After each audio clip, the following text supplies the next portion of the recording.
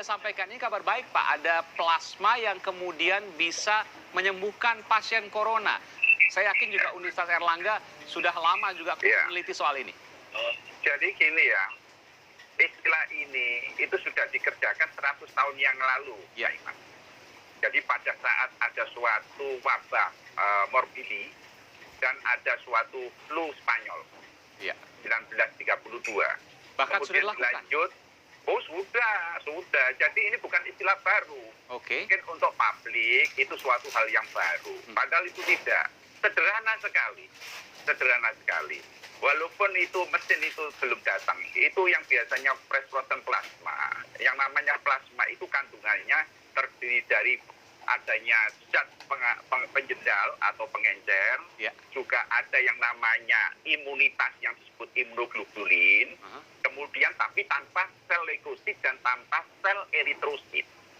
Kandungan itu ada enzimnya juga, ada suatu sodium atau yang disebut garamnya juga, ada proteinnya, ada alkoholnya. Saya pernah melihat Pak di donor darah itu warnanya bening, betul Pak ya, agak kuningan dikit. Seperti lem.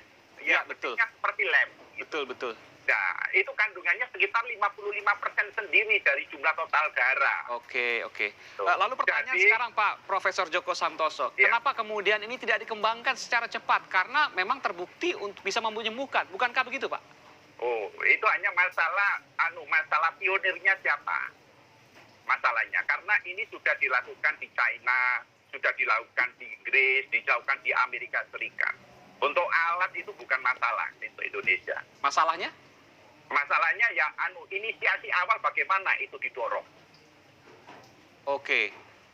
Perlu alat massal maksud Bapak? Nah, kemarin kalau lihat beritanya dari Pak JK, itu akan mendatangkan alat. Nah, itu kan berarti problemnya itu prioritas kan. Jadi kalau itu prioritasnya itu didorong untuk lebih awal, itu 2 bulan yang lalu yang meninggal sekitar 600 itu mungkin bisa ditolong separuhnya. Saya menangkap pesan itu. Dan alatnya mahal Pak ya? Mahal Pak, relatif. Berapa Pak? Relatif. Berapa Pak alatnya itu Pak?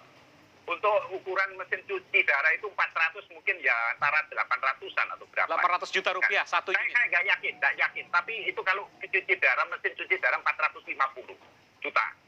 Jadi artinya bukan hal yang 800 juta itu relatif. Iya. Artinya negara bisa negara bahkan rumah sakit swasta pun bisa melakukan itu. Bahkan lembaga-lembaga swasta pun bisa. Artinya bukan yang luar biasa. Saya ke Bu Monika. Bu Monika, kenapa kemudian tidak dikembangkan secara cepat ini? Sebenarnya sekarang sudah dimulai, Pak. Karena setiap center-center di Jawa dan Bali sudah mulai mendata donor dan ada beberapa center yang sudah mulai mengambil plasmanya. Cuma untuk melakukan hal ini tentunya diperlukan memperhatikan keamanan dan kenyamanan penderita. Karena kriteria donor dengan resipien itu juga tidak bisa asal saja. Misalnya, donor mempunyai kriteria tertentu, dari resipien atau penerima mempunyai kriteria tertentu. Untuk donor itu yang pertama itu dia harus positif. Dia telah memberikan hasil positif pada PCR sebelumnya dan kemudian dia harus 14 hari sudah sembuh dari gejala-gejalanya. Setelah sembuh, kemudian dia harus mengalami tes PCR 2 kali dan memberikan hasil negatif. Nah, itu merupakan salah satu kriteria daripada donor yang susceptible atau dapat diambil plasmanya. Iya, satu orang diambil plasmanya bisa diberikan kepada satu penderita. Hanya satu penderita, Bu?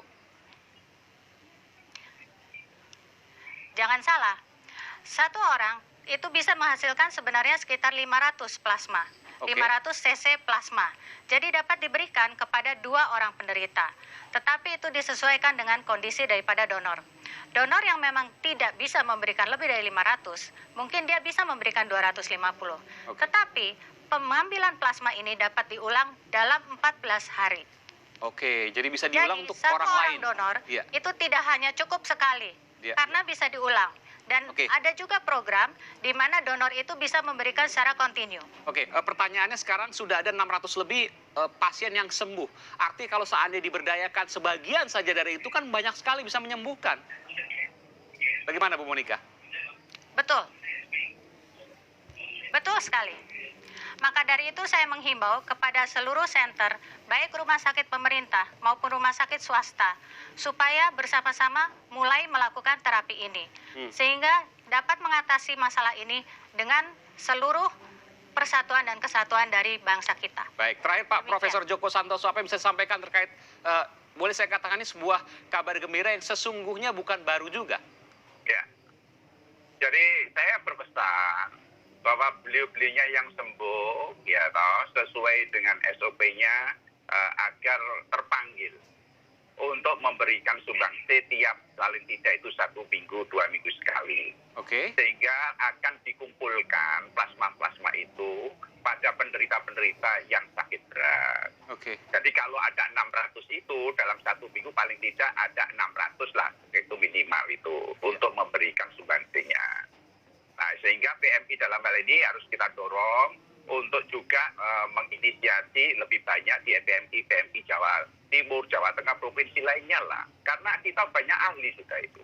Oke. Alat di drop itu sudah bisa memberikan sesuatu yang sangat legar.